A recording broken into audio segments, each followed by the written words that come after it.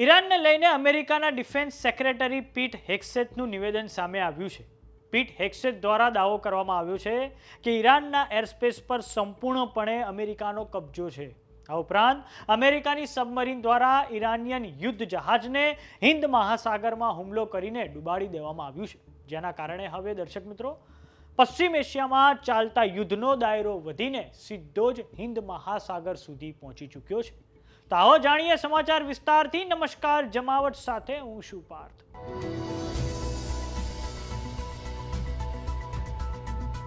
પશ્ચિમ એશિયામાં ચાલી રહેલા યુદ્ધને લઈને અમેરિકાના ડિફેન્સ સેક્રેટરી પીટ હેક્સેથ દ્વારા દાવો કરવામાં આવ્યો છે કે આ યુદ્ધ અમેરિકા જીતી રહ્યું છે, તે પણ નિર્ણાયકતાથી જીતી રહ્યું છે. આ ઉપરાંત અમેરિકા વિનાશકારી રીતથી અને કોઈ પણ દયા ભાવના વગર જીતવાનું જ છે. હજુ તો વધારે સેના અમેરિકાથી આવી રહી છે. આ નિવેદન ડિફેન્સ સેક્રેટરી પીટ હેક્સેથ દ્વારા એવા સમયે આપવામાં આવ્યું છે જ્યારે ઈરાન પર ઇઝરાયલ અને યુએસએ દ્વારા જબરજસ્ત રીતે એર સ્ટ્રાઇક અંતર્ગત બોમ્બ મારો ચાલુ જ છે.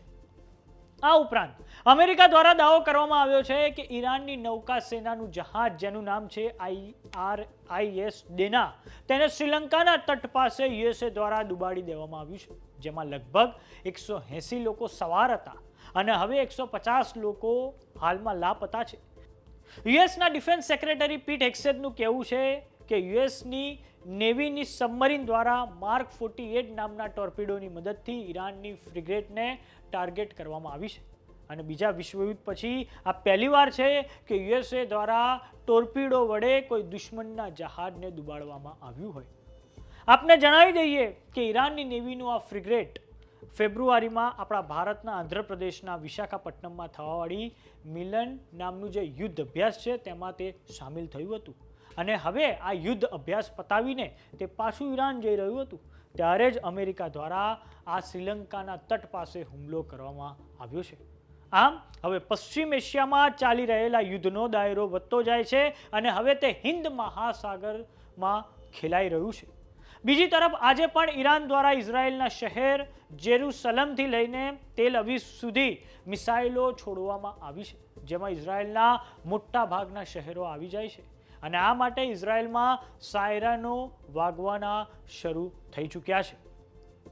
વાત કરીએ પશ્ચિમ એશિયાની, તો પશ્ચિમ એશિયામાં યુએસએ દ્વારા ઓપરેશન એપિક ફ્યુરી અને ઇઝરાયેલ દ્વારા જે ઓપરેશન રોઅરિંગ લાયન શરૂ કરવામાં આવ્યું, તેમાં ઈરાનના સુપ્રીમ લીડર આયતોલા અલી ખામેનીના મૃત્યુ પછી જબરજસ્ત રીતે યુદ્ધ વકરી ગયું છે અને ઈરાન દ્વારા આજે પણ જે ખાડી દેશોમાં કુવેત છે, બહેરીન છે, કતાર છે, યુએઈ છે, તેમાં જે એનર્જી ઇન્ફ્રાસ્ટ્રક્ચર છે અને જે સિવિલિયન ઇન્ફ્રાસ્ટ્રક્ચર છે તેને ટાર્ગેટ કરવામાં આવ્યું છે, જેના કારણે આ યુદ્ધ હવે સતત રીતે વકરી રહ્યું છે.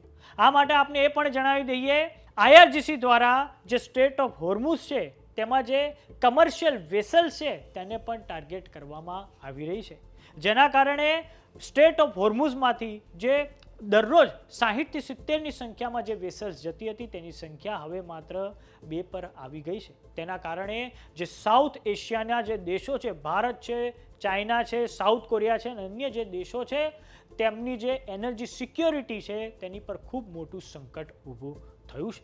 તો હવે જોવાનું એ રહે છે કે આગામી સમયમાં યુદ્ધ નવો કયો વળાંક લે છે અને જોવાનું એ પણ રહે છે કે શું સ્ટેટ ઓફ હોર્મુઝમાંથી આ જહાજો પસાર થઈ શકશે કે કેમ.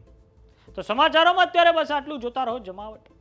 જો તમે અમને યુટ્યુબ પર જોઈ રહ્યા તો સબસ્ક્રાઇબ કરો, જો તમે અમને ફેસબુક પર જોઈ રહ્યા તો ફોલો કરો. અમારી વોટ્સએપ ચેનલ આવી ગઈ છે, જોઈન કરવાનું ના ભૂલતા. નમસ્કાર.